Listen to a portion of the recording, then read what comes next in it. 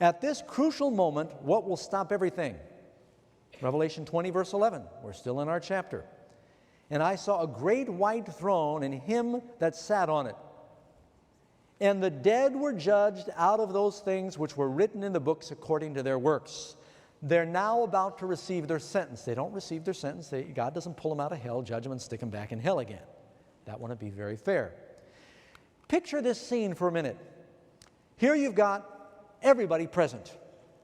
Christ and good angels and all the saved are in the city. The devil and all the fallen angels and all the lost are outside. You remember Jesus shares a parable about the sheep being separated from the goats? This is that moment when everybody's going to be separated one side or the other.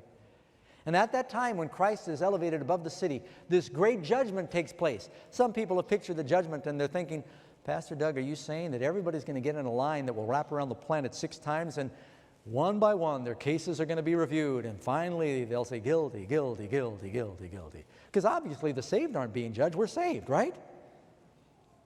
Our judgment's taking place now. Judgment begins at the house of God. No. Can God save 1,000 people at one time? Pentecost, can He save 1,000 people at one time? Can He judge 1,000, 1,000,000 at one time? It's an individual judgment for every person because He will make their lives pass before them in the heavens. They will see a panorama of Christ in the great controversy. They'll see their place in it. They'll see their influence for good or for evil on their family, their work associates. Whatever decision you make for Christ or against Him, you're not alone in this. You're going to take people with you, either to heaven or the lake of fire. That will all be clearly portrayed. It's a sobering thought. That is the great white throne judgment. How long it will take, I don't know. But that's when everything is laid open for everybody to see. Those who have been persecuting the righteous, they're going to see the righteous in the city. And there will be some vindication at that point for the righteous. At the end of this judgment, finally, everyone declares that God is good. Tells us that the Lord rains fire down from heaven ultimately. But before that, I saw the white throne from whom the earth and the heavens fled away, and there was no place found for them. And I saw the dead, small and great, stand before God. And the books were opened, and another book was opened, which is the book of life. I hope your name is written in that book.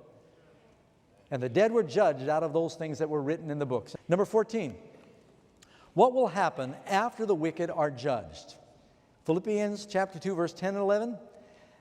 That at the name of Jesus, every knee should bow of things in heaven and things in earth, things under the earth, and that every tongue should confess that Jesus Christ is Lord to the glory of the Father. At that moment, everybody is going to bow before the Lord and declare that God is just. And I heard a great voice of much people in heaven saying, true and righteous are His judgments. See, after God's judgments are declared during the 1,000 years, to some extent, the righteous have been judging God's judgments. We've been evaluating why He did things He did. They'll declare at that time, true and righteous are Thy judgments. And then we enter into the last battle. The last battle is when there's 3 phases of judgment. The judgment takes place before Jesus comes. The righteous pre-advent investigative judgment. If the Lord is giving judgments out, if the Lord is rewarding people when He comes, is there some evaluation that takes place before He comes? Then there's the judgment that takes place during the 1,000 years we just talked about. Then you have the executive judgment where sentence is executed.